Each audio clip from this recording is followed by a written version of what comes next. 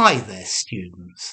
I had a question from Rabad Aldin asking me to make a video about the word cognition. Okay, the cognition is the process of using our minds to know things, to learn things, to understand things.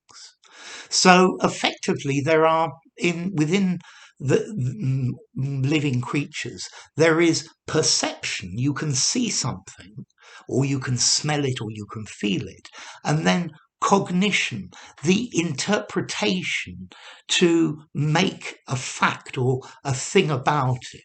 So cognition, understanding, intelligence, reasoning, something like that.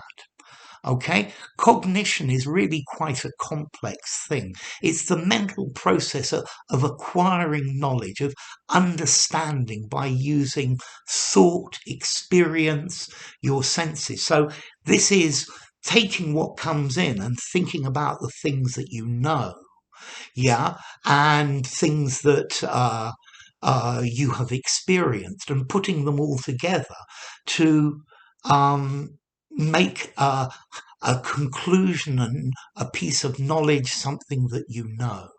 Yeah. Cognition requires perception, attention, thought, the formation of knowledge, the use of memory, judgment, evaluation, reasoning, decision, comprehension, language. It's full of many, many different things. Okay, so we have cognitive processes which are different from our five senses. Yeah, smell, see, touch, feel, hear. Okay, let's see. Cognition is the analysis of these. It's putting these into a thought, into our minds, into our brain. Yeah, so cognition, the process of knowing and acquiring something. Yeah, cognition, the result of thinking about something. I think, okay, cognition. You could also use it as a noun, meaning something that is known, but it sounds incredibly formal.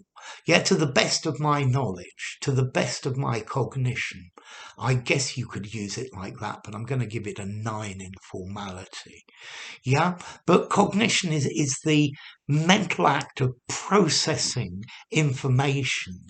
Yeah, and using your intuition and other things to come to a conclusion. And then you get the knowledge which comes from that process. Yeah, so the awareness of something. Yeah, the learning. You learn about something. This is the idea of cognition. So I guess psychologists write books about learning, memory, and cognition.